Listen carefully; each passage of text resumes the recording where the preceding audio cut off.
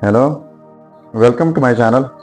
आज फिर से हाजिर हैं एक इंटरेस्टिंग प्रॉब्लम के साथ। और यह है 4 power a is equal to 24। इसमें ये a जो है अननोन है। a की कीमत फाइंड आउट कर लेते हैं कि a की क्या कीमत है। वीडियो को एंड तक देख लीजिएगा। वीडियो के एंड में आपको एक चैलेंज देता हूँ। चलिए स्टार्ट कर लेते हैं। बोथ साइड्स लॉग लेते हैं। इस साइड से log 4 power a is equal to, फिर इस साइड से लॉग लेना होगा 24। तो ये बोथ साइड्स लॉग हुआ। अब इनके लिए लोगरिथम का एक रूल है, वो यह है log a power x is equal to x log a। मतलब यह है कि जब कोई चीज़ एक्सपोनेंशियल में हो उनके ऊपर लॉग अप्लाई कर लें तो पावर पहले आ जाता है, साथ में log a। तो यहाँ पर 4 पावर a यानी एक्सपोनेंशियल फॉर्म है, तो ये a जो है ये पहले आ जाएगा और साथ में log 4 हो जाएगा इज इक्वल टू log, और यहाँ पर 24 की जगह लिख लेते हैं 4 क्रॉस 6। ठीक है। इसके बाद इनके लिए एक और रूल है, वो यह है कि log into A B is equal to log a plus log b।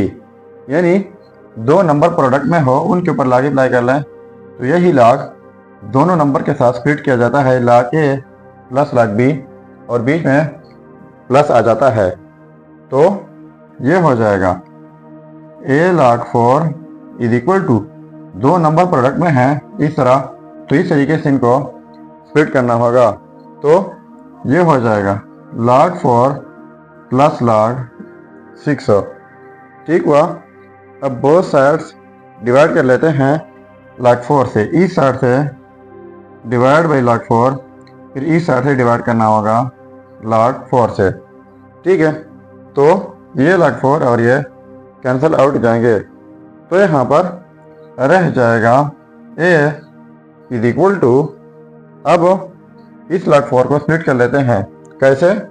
लिख लेते हैं log 4 डिवाइड बाई ये वाला log 4, बीच में प्लस है, फिर log 6 डिवाइड बाई log 4। यानी इस log 4 को हमने स्प्लिट कर लिया, दोनों के डिनोमिनेटर में लिख दिया। अब ये फिर से कैंसिल आउट जाएंगे। ठीक है।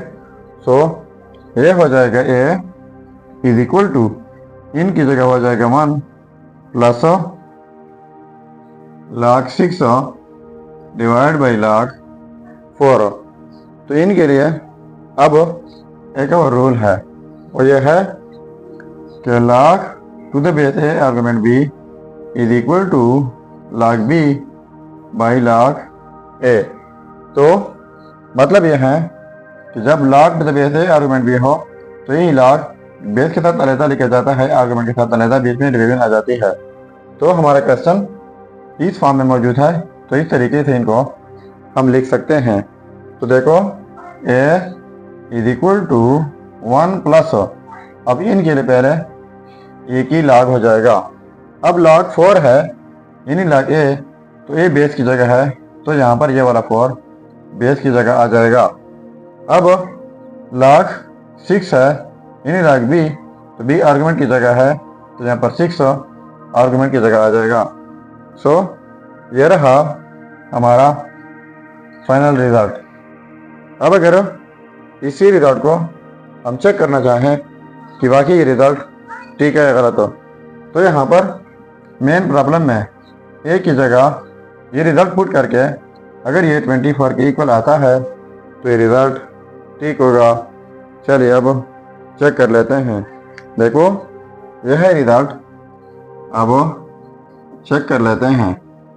तो 4 पावर a, तो a की जगह ये result 1 plus log to the base 4 argument 6 is equal to 24। तो इनके लिए हमारे पास लॉ ऑफ एक्सपोनेंट है, और यह है x power a dot x power b is equal to x power a plus b। यानी जब सेम बेसिस हो, डिफरेंट पावर हो, बीच में प्रोडक्ट हो, तो इस सूरत में एक ही बेस लिखा जाता है और इनका पावर ऐड किया जाता है। तो यहाँ पर 4 पावर ये वाला इस फॉर्म में मौजूद है, तो इस तरीके से इनको हम स्प्लिट कर सकते हैं। तो ये हो जाएगा 4 power 1 dot 4 power log to the base 4 argument 6 is equal to 24। तो 4 पावर 1 हो जाएगा 4 डॉट, और इनके लिए हमारे पास एक और रूल है, और यह है कि जब कोई बेस ए हो, इनके ऊपर पावर में log के साथ फिर बेस ए हो, आर्गुमेंट बी डिफरेंट हो, तो ये फिर इक्वल आ जाता है आर्गुमेंट बी का। तो यहाँ पर बेस 4 है, पावर में log के साथ फिर बेस 4 है, आर्गुमेंट 6 हो, तो यहाँ पर आर्गुमेंट बी आ जाता है। तो यहाँ पर आर्गुमेंट 6 हो जाएगा इज इक्वल टू 24। तो इनको प्रोडक्ट करके 4 डॉट 6 24 हो जाएगा इज इक्वल टू 24।